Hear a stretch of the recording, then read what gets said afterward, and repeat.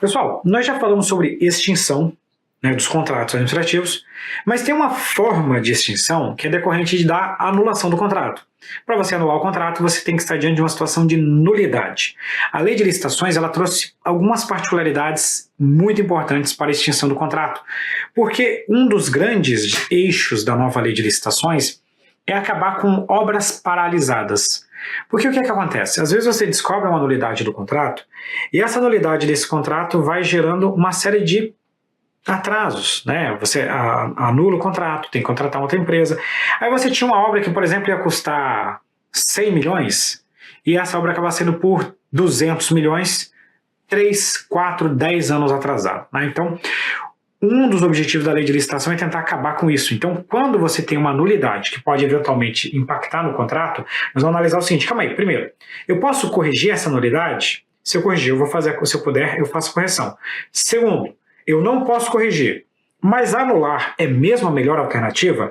Essa é uma pergunta que o artigo 147 da nossa lei de licitação vai fazer. O artigo 147 fala para a gente o seguinte, constatada irregularidade no procedimento licitatório ou na execução contratual, caso não seja possível o saneamento, olha só que ponto importante, caso não seja possível realizar o saneamento, a decisão sobre a suspensão da execução ou sobre a declaração da nulidade do contrato somente será adotada na hipótese em que se revelar medida de interesse público com avaliação, entre outros, dos seguintes aspectos.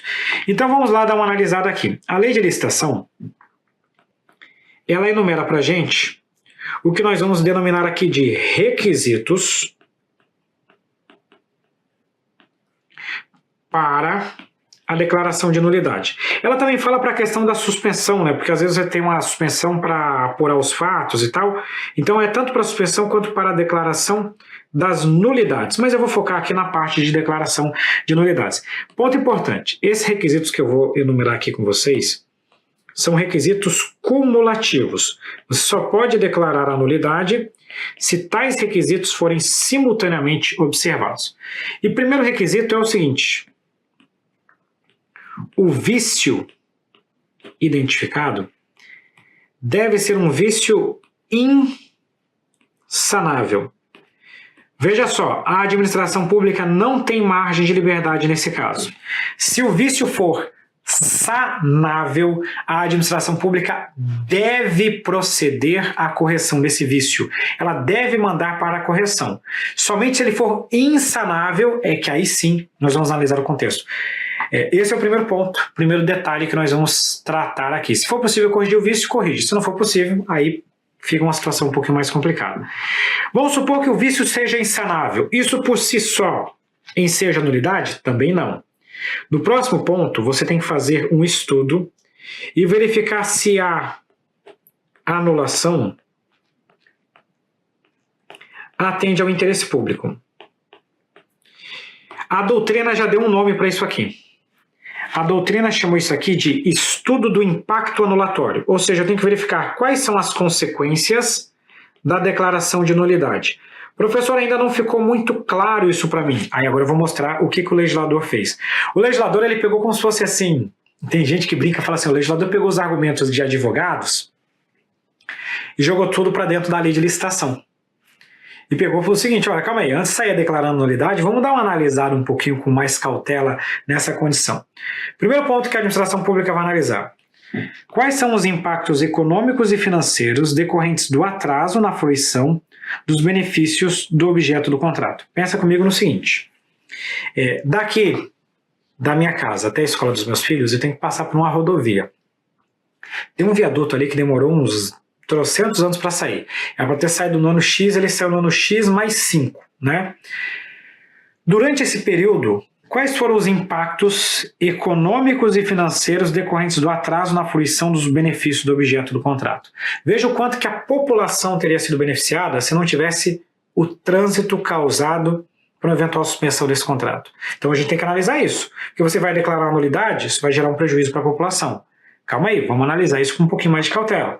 Segundo, quais são os riscos sociais, ambientais e a segurança da população local decorrentes no atraso da fruição dos benefícios do objeto do contrato. Terceiro, motivação social e ambiental do contrato. Quarto, custo da deterioração e a perda das parcelas já executadas. Vou pegar mais um outro, tudo é exemplo no meu dia a dia. Tem uma rodovia aqui, uma via, que ela sai e ela ia ter uma continuidade dela. Deu uma treta entre a empreiteira e o município e a obra ficou parada ali por uns 3 anos. Quando a obra foi retomada, a gente tem que analisar o seguinte, olha, essa fundação aqui já entrou água, já corroeu, a gente vai ter que fazer de novo. Isso aqui a gente vai ter que fazer de novo, isso aqui vai ter que isso, aquilo. Tem um custo decorrente desse período que a obra ficou parada. Terceiro, despesa necessária à preservação das instalações e dos serviços já executados, porque se você não fizer a manutenção, o negócio vai se estragando. Despesa inerente à desmobilização e ao posterior retorno às atividades. A empresa tem que sair, depois tem que voltar, tem custo. Medidas efetivamente adotadas pelo titular do órgão ou entidade para o saneamento dos indícios de irregularidades apontadas. Tipo, tem uma falha, mas calma aí, vamos tentar corrigir isso aqui de alguma forma? Quarto item que você vai observar, o custo total, estágio de execução física e financeira dos contratos, dos convênios, das obras ou das parcelas envolvidas. Fechamento de, essa aqui foi uma apelação, fechamento de postos de trabalho diretos e indiretos em razão da paralisação. Você paralisa, o pessoal que estava trabalhando vai ficar sem emprego. Isso gera um custo social que tem que ser analisado. Custo para a realização de nova licitação, celebração de contrato. Para mim, esse daqui sim é um argumento muito importante, porque isso aqui é uma realidade. Para você fazer uma nova licitação, o impacto que tem isso sempre fica mais caro, não tem jeito. E custo de oportunidade de capital durante o período de paralisação. Custo de oportunidade é um conceito que nós costumamos estudar no direito econômico, em que você tem 2 alternativas igualmente viáveis, e quando você escolhe um, você deixa de realizar outra. É igual o seguinte, eu tenho 200 mil reais, eu posso comprar um apartamento e não pagar aluguel, mas eu também tenho uma outra alternativa, eu posso investir esse dinheiro e com o lucro desse dinheiro eu pagar um aluguel. Eu vou analisar qual que é a melhor. Tenho 2 alternativas, não dá para aplicar as 2 ao mesmo tempo. Então eu vou escolher uma das 2. Quando você emprega um dinheiro em determinada obra, e vamos supor que a obra vai custar 100 milhões, e você executou metade da obra, ou seja, você gastou 50 milhões, enquanto a obra está paralisada, esses 50 milhões aqui está parado. Ele não foi empregado em nada e está aqui parado. É o pior dos mundos, porque ele nem beneficia e nem a obra está andando. A gente tem que considerar tudo isso. Veja que é um conjunto de fatores e que por mais que alguns deles aqui até pareçam apelativos, tem uma realidade aqui. Não dá para a gente criticar também absolutamente esse dispositivo. Quando você faz a paralisação de uma obra, olha o quanto de problema que você tem. Então, antes de declarar a nulidade, vamos verificar as consequências dessa declaração de nulidade. Isso a doutrina chama então de estudo do impacto anulatório, tá bom? Beleza. Vamos chegar agora ao artigo 148. O artigo 148 fala pra gente assim, ó. A declaração de nulidade do contrato administrativo requererá a análise prévia do interesse público envolvido, que é o tal do estudo do impacto anulatório, previsto no artigo 147, e operará retroativamente, impedindo os efeitos jurídicos que o contrato deveria produzir ordinariamente e desconstituindo os já produzidos. Então isso aqui é basicamente a lei de licitações nos contando qual que é a consequência da declaração de nulidade. Qual que é o impacto, qual que é o efeito que essa declaração de nulidade faz? Esse efeito aqui é o mesmo efeito que naturalmente nós estudamos quando vamos estudar atos administrativos. Qual que é a consequência da declaração de nulidade de um ato administrativo? Nós sabemos que o ato administrativo declarado nulo, ele, em regra, gera o que nós chamamos de efeitos retroativos, ou eficácia ex tunc, tá? Então, a eficácia da declaração da nulidade é desfazer todos os efeitos já produzidos. Então, é uma eficácia retroativa. Porque se o contrato é nulo, ele já nasceu nulo. Então, é uma eficácia ex tunc. Ex tunc significa retroativo, porque desfaz desde a origem os efeitos. Tá? Como consequência, você desconstitui tanto os efeitos já produzidos do contrato administrativo, mas a gente tem que pensar o seguinte: você não só desfaz os efeitos já produzidos, você também impede que o contrato produza novos efeitos. Então, por exemplo, as próximas parcelas, as parcelas que estão para vencer, elas não produzirão seus efeitos. Então você desfaz o contrato desde a origem e desfaz também, impede que ele produza efeitos futuros. Né? Essa é a primeira regra de uma declaração de nulidade. Só que tem muito contrato administrativo que ele envolve questões um pouco sensíveis. Né? E o contrato é diferente de um ato, que é simplesmente você vai lá e desfaz o ato e ponto final. O contrato tem muitas pessoas envolvidas. E a gente tem que parar para pensar o seguinte: primeiro, nem todo efeito dá para desconstituir. Segundo, às vezes, anular o contrato, desconstituir os seus efeitos, é tão ruim como deixar do jeito que está. Então, o que a lei vai falar para a gente aqui? Ela vai falar assim, ó: caso não seja possível o retorno à situação fática anterior, a nulidade será resolvida pela indenização por perdas e danos, sem prejuízo da apuração de responsabilidade e a aplicação das penalidades cabíveis. Tá? Por exemplo, quando você tem uma obra, a obra é um prédio para construir 10 andares. Aí foi lá a empresa e construiu 5. Cara, tu vai chamar um detonador e vai demolir o prédio? Esses andares que estão ali. Não tem como você voltar no tempo e desfazer aqueles andares. Aqueles andares já estão postos. Isso não tem como você desconstituir. Como é que você resolve a questão de pagamento? Indenização por perdas e danos. Indeniza a empresa pelos andares que ela já construiu. É isso que você vai fazer, porque não tem como desconstituir tais efeitos. Outro ponto que eu quero trazer para vocês é a regrinha do parágrafo 2º, que ele fala o seguinte: ao declarar a nulidade, a autoridade com vistas à continuidade da atividade administrativa poderá decidir que ela só tenha eficácia em momento futuro, suficiente para efetuar nova contratação por prazo de até 6 meses, prorrogável uma vez.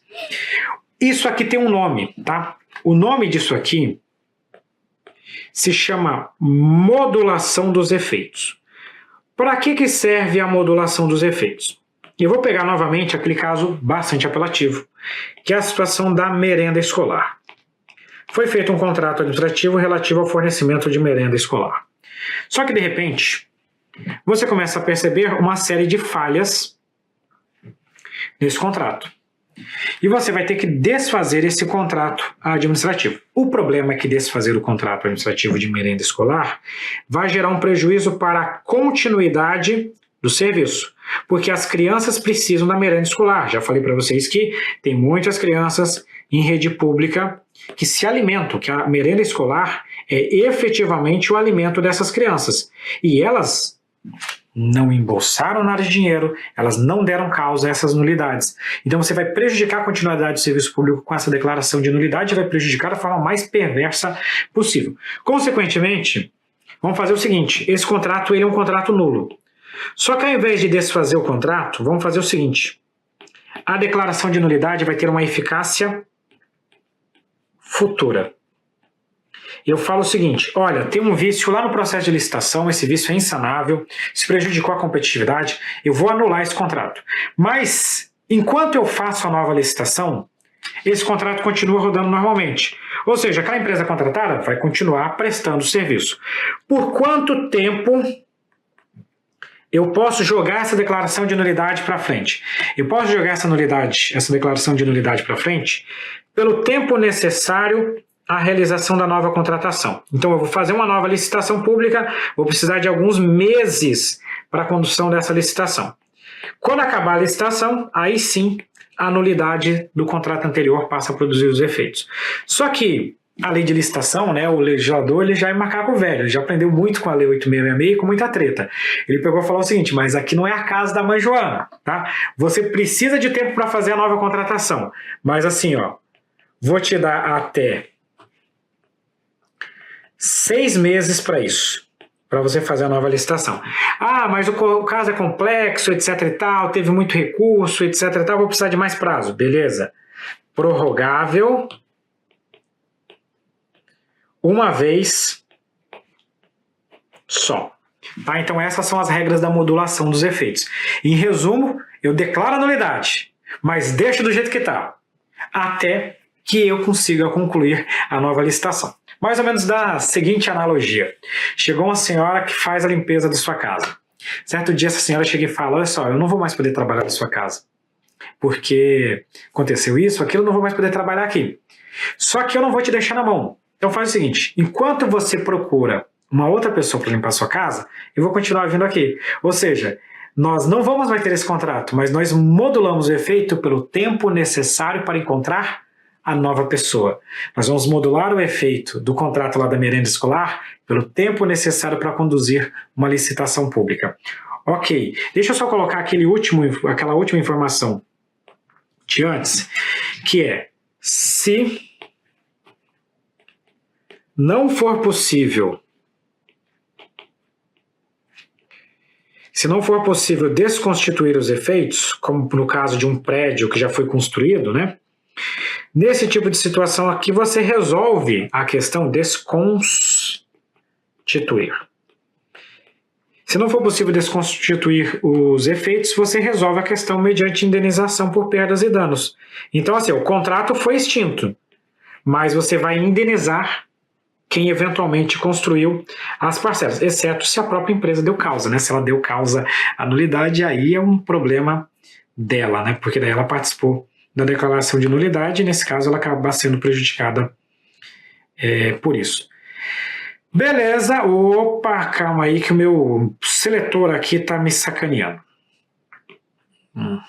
Diminuímos um pouquinho aqui, fica melhor assim. Perfeito, estudamos a parte de declaração de nulidade, agora você já está craque nessa parte aqui. Eu vou avançar mais um pouquinho e vou chegar agora no artigo 149 da Lei de Licitação. Ainda estamos falando de nulidade, olha como tem regra sobre nulidade. O artigo 149 fala para a gente assim, ó, a declaração de nulidade não exonerará a administração pública do dever de indenizar o contratado pelo que houver executado até a data em que for declarada, ou tornada eficaz, no caso de uma eventual modulação dos efeitos, bem como por prejuízos regularmente comprovados, desde que não lhe seja imputável, e será promovida a responsabilização de quem lhe tenha dado causa. O artigo 149 está detalhando as regras sobre indenização. Pessoal, extinguir o contrato vai ter prejuízo para tudo quanto é canto. Então nós vamos ter que tratar das regras sobre indenização. E é isso que nós vamos começar a falar aqui. Como é que funcionam essas regras de indenização?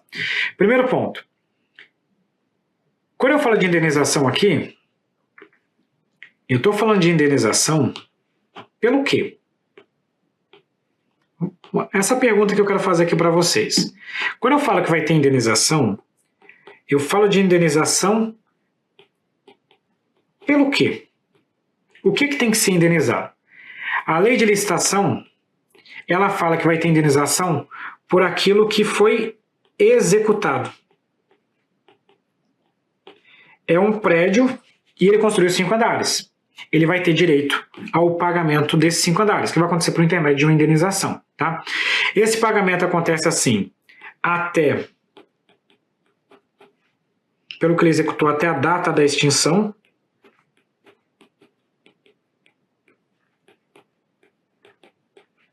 ou, se for o caso, até a data da eficácia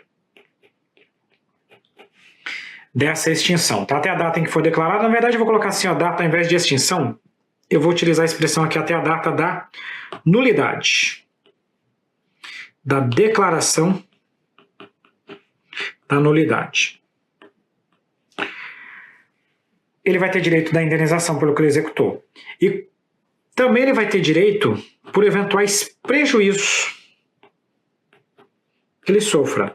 A lei de licitação só prevê o prejuízo pelos danos efetivos, tanto que ela fala pelos danos eventualmente comprovados. Já falei para vocês que existe uma polêmica sobre a indenização dos lucros cessantes, mas não vou entrar nesse mérito aqui.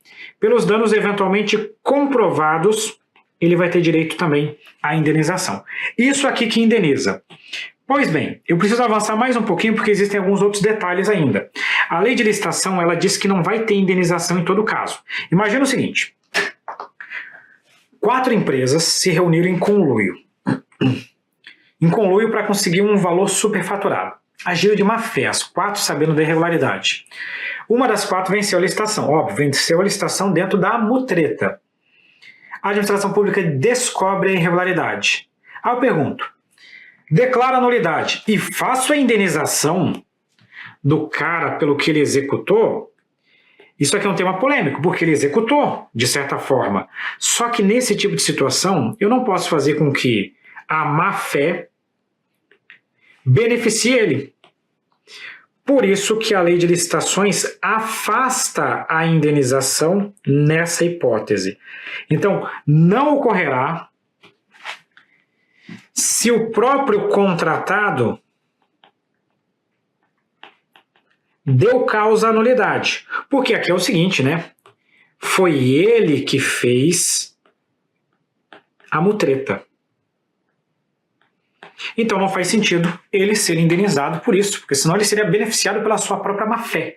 Então, se ele deu causa à nulidade, ele não vai ser indenizado nesse tipo de situação.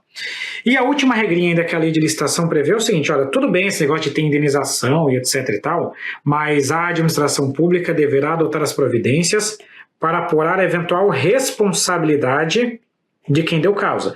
Imagina que o agente público fulano de tal agiu de má fé junto com mais determinada empresa e etc e tal. Tudo isso aqui vai gerar uma série de prejuízos. A administração pública não pode simplesmente deixar da forma como está. Ela vai ter que promover a apuração e responsabilização de quem deu causa a essas nulidades. Fechou? Vamos avançar aqui e vamos resolver uma questão. Questão de prova. A declaração de nulidade do contrato administrativo não opera, em regra, efeitos retroativos e poderá ser resolvida em perdas e danos. Pessoal, a declaração de nulidade, em regra, opera efeitos retroativos. Ela, em regra, opera os tais efeitos retroativos. É possível a modulação dos efeitos? É, mas ela opera efeitos retroativos e extingue tanto os efeitos passados como os efeitos futuros. O que você não puder desconstituir, resolve por meio de perdas e danos. Por isso que essa questão aqui está errada. E com isso nós fechamos esse nosso bloco sobre declaração de nulidade dos contratos administrativos. Um grande abraço para vocês e até a próxima.